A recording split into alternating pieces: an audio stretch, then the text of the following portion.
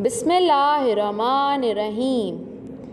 Satkan Education Services. Assalamu alaikum dear class 4 students.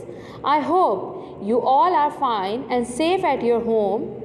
Let's begin our new session of science. Okay, this is our 34th session of science. In this session, we will complete the book exercises of Unit 7, the study of matter. So, all of you open your science book.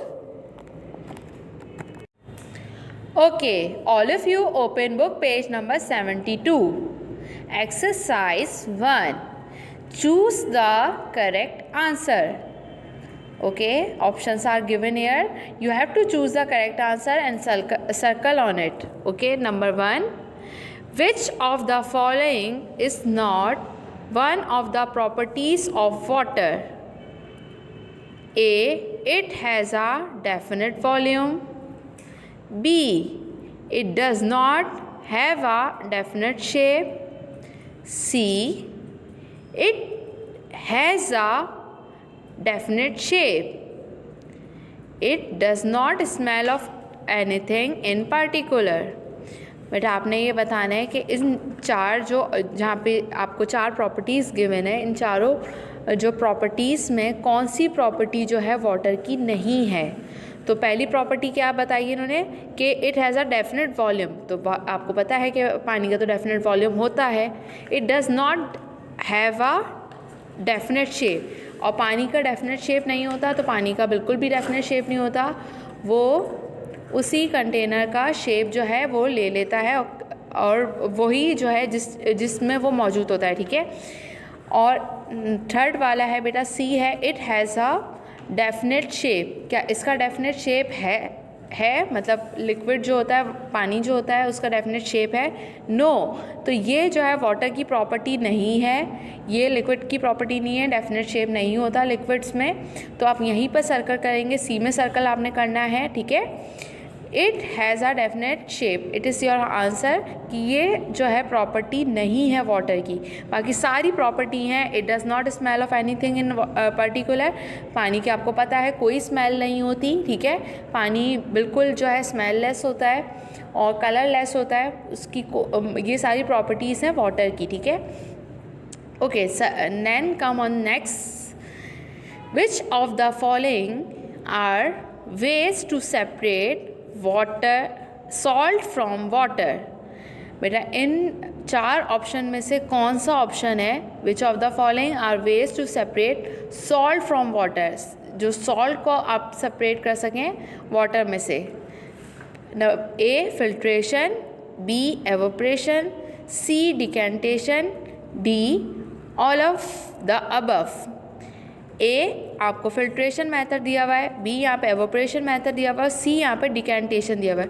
तो बेटा ए filtration method में आप जो है salt को कर सकते हैं, क्या सेपरेट कर सकते हैं? नहीं कर सकते, क्योंकि salt is soluble in water. Salt जो है क्या हो जाएगा? डिज़ोल्व हो जाएगा पानी के अंदर। तो आप उसको नहीं कर सकते थ्रू फिल्ट्रेशन मेथड। फिल्ट्रेशन के मेथड के थ्रू आप जो है सॉल्यूबल सॉलिड को सेपरेट नहीं कर सकते। आपको यहाँ पे करना पड़ेगा use evaporation method of evaporation. B is the correct answer, evaporation. और बेटा यहाँ पे डिकेंटेशन का मेथड भी क्यों नहीं होगा? क्योंकि डिकेंटेशन के मेथड में हम जो है हार्ड हैवियर जो सॉलिड्स होते हैं उनको अलग करते हैं वाटर से। ठीक है। जैसे राइस होते हैं, जैसे वो ग्रेन्स होते हैं, जैसे कोई बीन्स होती हैं, कोई भी इस तरह की जो चीज़ें होती हैं, थोड़े हार्ड मटेरियल्स होते हैं, हार्ड सब्सटेंसेस होते हैं, उनको हम अलग सेपरेट कर सकते हैं। लेकिन लाइट सब्सटेंसेस और वो सब्सटेंसेस जो डिज़ोल्व हो चुकी हों, सॉल्यूबल हो, उनको हम सेपरेट नहीं कर सकते। तो यहाँ पे बेटा आपका आंसर है बी एवोपरेशन। एवोपरेशन का प्रोसेस आप यूज़ करेंगे जिसके थ्रू आप पानी को पहले बॉयल करेंगे बेटा, और बॉयल करने के बाद जो सॉल्ट है इतना बॉयल करेंगे कि पानी पूरा एवोपरेट हो जाएगा और सॉल्ट जो है वो वापस आ जाएगा अपनी जो है पोजीशन में। ठीक है। अपनी मतलब जो उसकी ओरिजिनल शेप थी उसके अंदर वापस से आ जाता है। ठीक है। Okay, number 3, what can you used to remove iron fillings from a mixture of substances. मतलब बेटा जब आयरन फिलिंग्स बहुत सारे मिक्सचर में, यानी कि जैसे सैंड है, जैसे उसमें सॉल्ट है और आयरन फिलिंग्स भी हैं, तो 3 चीज़ों का मिक्सचर है, आप इनको सेपरेट, हमने इसमें से आयरन फिलिंग्स को सेपरेट करना है। आयरन फिलिंग्स क्या होती हैं बेटा, मैंने आपको बताया था, आयरन की जो कीलें जो होती हैं ब्लैक कलर की, ठीक है, तो वो मैग्नेटिक होती हैं, मैग्नेट के थ्रू जो है आप उसको सेपरेट कर सकते हैं। तो यहाँ पे ऑप्शंस क्या गिवन है, A magnet, B water, C filtration and D evaporation. तो बेटा आयरन फिलिंग्स को आप किस तरह सेपरेट कर सकते हैं, मतलब एक मिक्सचर हो बहुत सारे सब्सटेंसेस का, उसमें आयरन फिलिंग्स भी मौजूद हो, मतलब उसके अंदर, तो आपने किस तरह सेपरेट करनी है, आप यूज़ करेंगे magnet, because iron filings are magnetic, iron fillings are magnetic, so you can use magnet to separate them from mixture of different substances. Okay, now come on the next, number 4, a solution is created when, solution कब बनता है, कल मैंने आपको इसका बताया था कि सॉल्यूशन हम कब, एक मतलब सॉल्यूशन जो है किसी चीज़ का सॉल्यूशन कब तैयार होता है, जब बेटा क्या होता है, okay read options, A a solute is mix in a solvent, be a solvent is mix with sand, salt is mix with floor, sugar is mix with sand. अच्छा, यहाँ पे क्या कह रहे हैं, यहाँ पे आपको 4 डिफरेंट ऑप्शन दिए हैं, जिसमें से पहला ऑप्शन जो है आपका ऑप्शन ए, वो बिल्कुल ठीक है बेटा, कि सॉल्यूट जब सॉल्वेंट में डिज़ोल्व होगा, मतलब मिक्स हो जाएगा सॉल्यूट जो है सॉल्वेंट के साथ। जैसे मैंने आपको टैंग जूस की एग्जांपल दी थी कि हम टैंग जूस बनाते हैं, उसमें सॉल्यूट क्या है, उसमें सॉल्यूट है टैंग जूस, जो उसका पाउडर है वो सॉल्यूट है, और जो आप शुगर ऐड करेंगे वो भी जो है बेटा सॉल्यूट है, और लिक्विड क्या है, पानी आप ऐड करेंगे तो वो लिक्विड है। तो जो लिक्विड है वो सॉल्वेंट है आपका, और जो हार्ड फॉर्म में, मतलब ये चीज़ें हैं, जो टैंग पाउडर है, जो शुगर है, इसको आप कहते हैं सॉल्यूट, इसको आप क्या कहते हैं, सॉल्यूट। तो आप सॉल्यूट के साथ जब आप सॉल्वेंट को मिक्स करेंगे तो आपका सॉल्यूशन बन जाएगा, मतलब वो उसको हम कहेंगे, जैसे जब आप पानी के साथ चीनी को ही सिर्फ मिक्स करते हैं तो हम उसको कह सकते हैं शुगर सॉल्यूशन, ठीक है। अगर आप चाय मतलब चाय बनाते हैं तो आप उसमें भी डिफरेंट जो है टी लीव्स डालते हैं, ठीक है, शुगर ऐड करते हैं और वो ऐड करते हैं लिक्विड में, मतलब पानी के अंदर बनाते हैं, तो उसको आप पूरा कहते हैं टी, मतलब वो तैयार होती है तो चाय बनती है ना, तो वो भी एक सॉल्यूशन है। ओके, टैंग है, टैंग जूस, वो टैंग जूस बन जाता है, तो वो एक सॉल्यूशन बन गया, ठीक है। 2 चीज़ों के मिक्स होने से बनता है, कौन कौन सी 2 चीज़ें, सॉल्यूट और solvent. Now come on the next, which 2 of the following will not dissolve in water, इनमें से कौन सी 2 जो ऑप्शंस हैं वो डिज़ोल्व नहीं होंगे। जो ऑप्शंस 4 ऑप्शंस आपको गिवन है, यहाँ पे 2 ऑप्शंस आपने सर्कल करने हैं, आपने ये बताना है बेटा कि कौन से 2 ऑप्शंस हैं जो डिज़ोल्व नहीं हो सकते पानी में। डिज़ोल्व मतलब यानी कि सॉल्युबल नहीं हो सकते पानी में। A salt, B sugar, C oil, D sand. तो बेटा oil and sand is our answer. Oil जो है फ्लोट करेगा, पानी के ऊपर फ्लोट करता रहेगा, तैरता रहेगा, लेकिन डिज़ोल्व नहीं होता। ऑयल जो है पानी के अंदर डिज़ोल्व नहीं होगा। इसी तरह सैंड है, नीचे बेटा पानी में मिक्स ज़रूर हो जाएगी, पानी जो है कलर ले लेगा उसका, लेकिन वो डिज़ोल्व नहीं होगा। They are insoluble in water, they can not dissolve in water. So circle on option C and option D, oil and sand. Okay. Okay, class 4. Now come on the next exercise. Match the definition in column A with the correct term in column B. Okay. बेटा यहाँ पे आपने क्या करनी है, matching करनी है complete. आपने अपनी बुक में कॉलम ए पे बेटा आपको डेफिनेशन गिवन है और कॉलम बी पे आपको टर्म्स गिवन है, तो आपने करेक्ट डेफिनेशन को उसकी करेक्ट टर्म्स से आपने मैच करना है। Okay, I am reading number 1, the solid that remains on the filter paper after filtration वो सॉलिड जब आप फिल्ट्रेशन का प्रोसेस पूरा हो जाता है, उसके बाद जो सॉलिड है, सॉलिड पार्टिकल्स जो होते हैं जो फ़िल्टर पेपर पे मौजूद रहते हैं, मतलब बाकी रहते हैं, बच जाते हैं, तो उन्हें हम क्या कहते हैं? उन्हें हम कहते हैं रेसिड्यू। उन्हें हम क्या कहते हैं बेटा? रेसिड्यू। क्या कहते हैं? रेसिड्यू। सो आपने मैच करना है with number 1 with C, residue. Match number 1 with C, residue. Now next, the liquid that passes through a filter paper is called options: decantation, evaporation, residue, डीफिल्ट्रेट या सेडिमेंटेशन। तो बेटा डिकेंटेशन, एवोपरेशन और sedimentation तो ये तीनों process हैं। और residue आपको मैंने बता दिया, वो सॉलिड जो फिल्टर पेपर के ऊपर रह जाता है उसको हम रेसिड्यू कहते हैं। लेकिन फिल्ट्रेट पानी जो है बेटा अब जो है फिल्टर पेपर में से पास आउट हो चुका है, तो वो पानी अब क्या कहलाएगा? वो लिक्विड क्या कहलाएगा? फिल्ट्रेट। क्या कहलाएगा? फिल्ट्रेट। तो आपने मैच करना है यहाँ पे with definition number 2 with D filtrate. आपने 2 को आपने डी से मैच करना है। मैंने यहाँ पे बेटा राइट भी कर दिया है ताकि आप लोग को वीडियो में देखने में कोई मुश्किल ना हो। Match 2 with D filtrate. Now see, the method used to separate heavier solid particles from a liquid।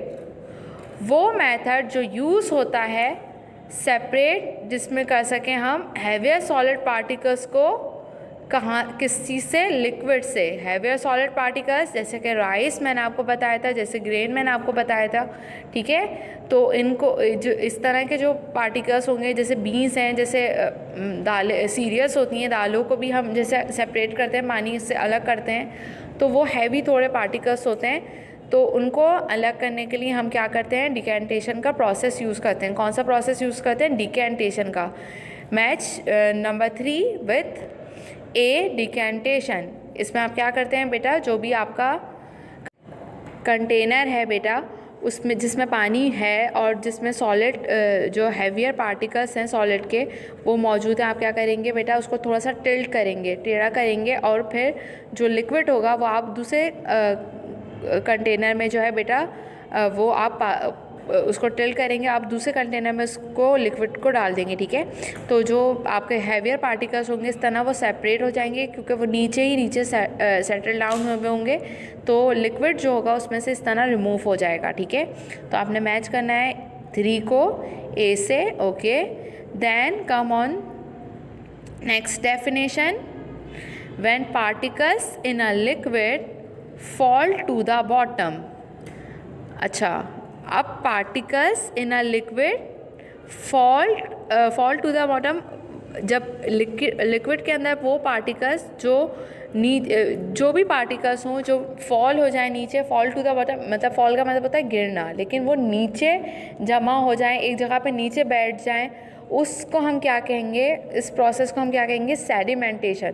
जैसे बेटा राइस है, आपकी अम्मी राइस जो है जब भी लिक्विड के साथ डालती हैं, मतलब जिस भी मतलब बाउल में रखती हैं, किसी भी चीज़ में रखती हैं, तो वो जो है सारे जो राइस होते हैं वो बेटा नीचे बैठ जाते हैं, नीचे गिर जाते हैं, और लिक्विड जो होता है वो आपका ऊपर हो जाता है। तो इसको हम कहते हैं सेटलिंग ऑफ पार्टिकल्स। इसको हम क्या कहते हैं? Settling of particles. और सेटलिंग ऑफ पार्टिकल्स को हम क्या ये प्रोसेस क्या कहलाता है? जो सेटलिंग होती है पार्टिकल्स की, इसको हम कहते हैं सेडिमेंटेशन। इसको हम क्या कहते हैं? Sedimentation, okay.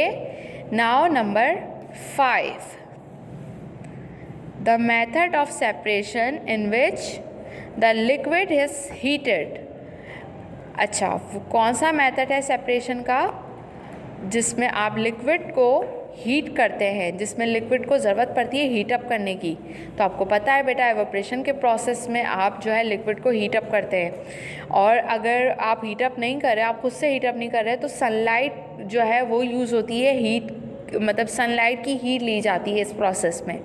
तो इसको हम कहते हैं एवोपरेशन। जैसे आप समंदर का पानी है वो एवोपरेट होता है, तभी फिर वो जो है वाटर वेपर बन जाता है। समंदर का पानी किस तरह एवोपरेट होता है? तो वो सनलाइट से होता है। इसको हम हीटअप तो नहीं करते ना जाके कि समंदर में जाएंगे और हीटअप करेंगे पानी को, नहीं। वो होता है सूरज की रोशनी, मतलब जो सूरज की हीट जो होती है, गर्मी जो होती है, उसके थ्रू वो जो है बेटा एवोपरेट होता है, वो वाटर वेपर बन जाता है और फिर इस तरह वो वाटर वेपर बन के फिर वो क्लाउड्स में चला जाता है। फिर दोबारा से बेटा आपको पता है ये पूरा वाटर साइकिल का जो प्रोसेस है चलता है कि बारिश हो जाती है, जब बहुत ज़्यादा क्लाउड्स भर जाते हैं, बहुत ज़्यादा पानी उसमें लिक्विड भर जाता है, तो वो फिर वो जो है बारिश हो जाती है, बारिश से पानी जो है दोबारा से ज़मीन पर आ जाता है और इसी तरह फिर दोबारा से प्रोसेस होता है एवोपरेशन का, पानी जो है एवोपरेट होता है और दोबारा से फिर वाटर वेपर बन जाता है और फिर क्लाउड्स में शामिल हो जाता है, ठीक है। तो फिर इस तरह ये प्रोसेस वाटर साइकिल का चलता रहता है। तो आपको पता है वाटर साइकिल का आपने पढ़ा होगा बेटा। तो वो प्रोसेस जिसमें हीट अप करें हम लिक्विड को, उस प्रोसेस को हम कहते हैं एवोपरेशन। ओके बेटा, मैं एक बार फिर रिपीट कर रही हूँ, आपने किस तरह मैच करना है।